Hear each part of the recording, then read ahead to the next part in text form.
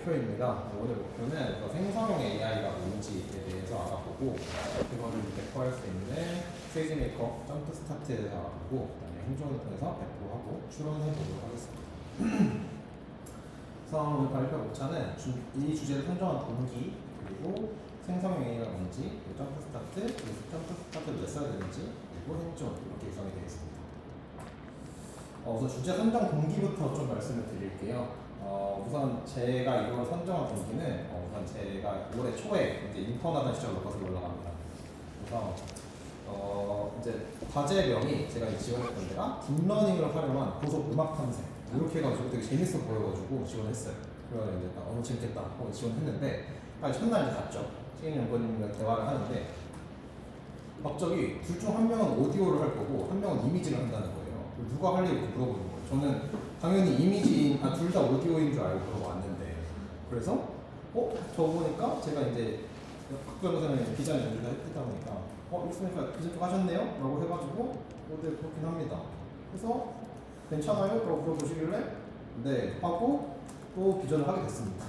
그래서 그 비전을 하게 됐는데 그때 이제 맡은 과제가 이제 스테이블 디퓨전이라는 그 이미지 생성 AI인 이미지 생성 모델 그냥 가지고 놀아보세요. 실제로 한 말인데 그래서 이렇게 놀아보라는 거예요. 그래서 저는 이거에 대해서 써보지도 않고 한 번도 안 해봤었는데 일단은 어떻게 해야 될지 모르는 상황이었고 당시 상황은 일단 리눅스 경험이 이제는 없었습니다. 리눅스 경험이 전혀 없었고 그 다음에 전통적인 오브젝트 디텍션이라든지 아니면 클래시피케이션이라든지 이런 모델들에 대한 지식은 좀 있었는데 이 새로운 모델들에 대한 팔로우는 좀 소홀히 하던 상태였고요. 그리고 이제 생성 모델에 대해서 공부할 기회가 있었는데 어려워하면서 도망쳤던 그런 경험이 있던 상태였습니다. 그 상황에서 이렇게 업무를 맡았어요. 일단 해보자 라고 하고 부딪혔는데 이제 딥러닝을 이제 한 번이라도 해보신 분은 이 플로우에 대해 상당히 이제 PTSD 보실 건데 그래서 맨 처음에 이제 아나콘다 환경을 이제 맞추고 후다를 설치하고 CUDN이라는 걸 이제 설치를 해야 이제 우리가 GPU를 돌릴 수 있습니다. 그래서 이거를 설치하는데 상당히 저도 초보 때 시간을 많이 썼고 지금도 가끔 헤매기도 하고 지금은 이제 도커를 써가지고 이거를 좀 편하게 하긴 하는데 예전에 한참 이제 이렇게 많이 할 때는 이거에서 시간을 정말 많이 썼어요. 그래서 이때 인턴할 때도 업무는 시키셨는데 업무를 제대로 못하고 이제 요거에만 시간을 엄청 쓰고 있는 거예요. 심지어 이제 다 설치했는데 그전에는 윈도우에서 돌리다가 지금도 이제 리눅스 우분투에서 돌리다 보니까 이 오픈CV를 오픈CV가 이제 이미지 비전 그런 프레임워크인데 거기서 이제 이 뭔가 이미지를 띄우는 그거를 이제 어떻게 하는지 몰라가지고 거기서 되게 헤맸어요. 그래서 이거를 하고 나서 지금 해보니까 이때 세이지 메이커 같은 서비스를 사용해가지고 좀 파이프라인을 구성하는 식으로 했으면 조금 더 많은 그런 연구 업무를 할 수 있지 않았을까 이런 생각을 한번 하면서 주제를 선정하게 됐습니다. 근데 너무 비싸지 않나요? 비싸긴 하죠. 근데 이제 해보니까 그래도 편하긴 하더라고요. 그래서 딥러닝 환경 구성만 잘해도 반으로 들어간다 이런 말입니다. 네, 그래서 이제 생성형 AI에 대해서 조금 설명을 해드릴까 합니다. 여러분들은 생성형 AI에 대해서 들어보셨나요? 아마 GPT 지금 많이 쓰시고 계실 텐데 GPT가 이제 생성형 AI이고 제가 아까 말씀드렸던 그런 스테이블 디퓨전 그런 이미지 생성 모델도 이제 이 생성형 모델의 일부인데 이제 기존에 우리가 보통 AI로 할 수 있는 일이라고 하면 이렇게 사람들을 이렇게 검출해내고 자동차가 어디 있다 이렇게 검출해내고 하는 오브젝트 디텍션 그리고 이제 파파고 같은 이런 번역, 기계로 번역하는 기계 번역 그리고 이제 이 많은 기업들을 사용하고 있는 추천 시스템 이런 것들 그리고 이렇게 이렇게 오렌지랑 사과가 이렇게 있을 때 이거를 두 개를 분류해내는 분류 이런 것들을 이제 우리가 전통적인 AI로 할 수 있는 작업이다라고 말을 했습니다. 생성형 AI는 기존에 하던 AI 테스트에서 나아가서 이제 콘텐츠, 이미지나 텍스트나 음성 같은 걸 생성하는 AI 분야이고요. 챗GPT 같은 경우가 이제 최근에 많이 각광을 받으면서 이제 생성형 AI라는 말도 많이 알려지게 되었습니다. 그래서 이거는 이제 GPT가 발전해 왔던 역사인데 이 오픈 AI에서 개발을 해가지고 이제 쭉 여기 안에 있는 쓰여진 숫자는 이 모델을 훈련시킬 때 썼던 파라미터 개수예요. 그만큼 이게 커질수록 점점 모델이 커진다. 엄청나게 커지고 있죠 지금. 맨 처음에는 1.5B로 시작한 게 지금은 거의 작년에 나온 것만 해도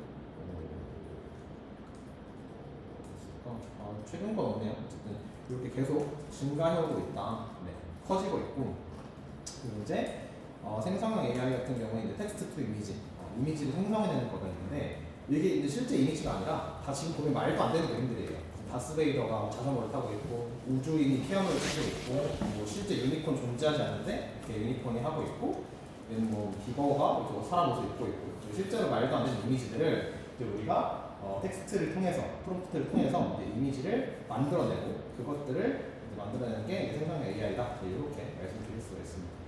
그래서 이것들 이 지금 그림을 보시면은 이게 이제 그냥 미래 도시를 그리는 이미지 이렇게 딱 주었을 때 이렇게 나오는 거예요. 그래서 이런 식으로 뭐 나오는 것도 있고 그다음 이제 아까는 텍스트로만 이제 이미지를 생성을 했다면 이 다음은 이미지에서 이미지를 생성하는 방식입니다. 그래서 위에 되게 그냥 초등학생 애기가 그린 것 같은 되게 간단한 그림을 놨는데 여기에다가 이제 이런 프롬프트를 줘요. 판타지 랜드스케이프, 트렌딩 원, 아티스테이션 이렇게 해서 조금 더 미술적으로 좀 만들어 달라 이렇게 했더니 그림이 이렇게 나옵니다. 네, 이런 생성형 AI가 있다라는 걸 말씀드렸고 자 근데 이제 이 친구들은 이게 이제 그 스테이블 디퓨전의 내부 모델입니다. 그래서 텍스트를 입력을 줘요. 텍스트를 이렇게 입력을 주고 이게 이제 텍스트가 인코더라는 이제 인베딩 되는 부분을 통해서 이렇게 텍스트가 이렇게 숫자 같은 벡터로 변해요. 그래서 이게 이제 이 부분으로 디노이징 유닛 이 부분으로 들어간 다음에 그래서 뭐 랜덤 노이즈라는 것도 들어가고 뭐 자세하게 설명하면 너무 복잡해지니까 이렇게 들어가서 결국에는 이미지를 생성해낸다. 뭐 이런 이제 구조를 가지고 있는데 이 친구들은 아무래도 이 파운데이션 모델, 그러니까 좀 거대한 기초 모델이 좀 필요합니다. 아무래도 뭔가 생성해낸다는 거는 기존에 자료가 엄청 많아야 되기 때문에 그래서 이런 것들이 필요하다라는 게 있고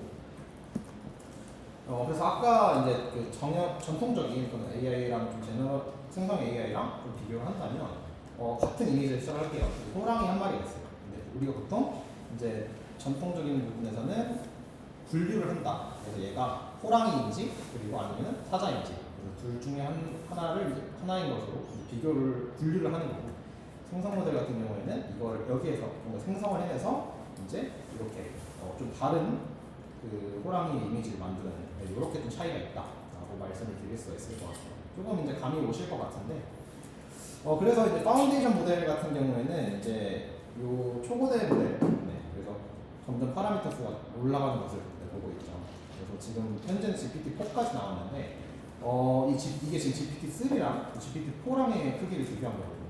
이 GPT-3가 그 2021년에 나왔던 요 모델이고 이때만 해도 크다고 생각했었는데 지금 나온 그 파라미터랑 비교를 하면은 거의 지금 이 점 하나랑 이 원 요렇게 좀 비교를 할 수가 있습니다. 그래서 갈수록 점점 커져가고 있고 그래서 이제 요 대규모의 좀 데이터로 좀 사전 학습된 초거대 모델, 파운데이션 모델이 등장한다. 이렇게 말을 하면서 이제 이런 것들을 이제 생성에 다양한 유스케이스 적용하고 근데 이제 문제가 자체적으로 이런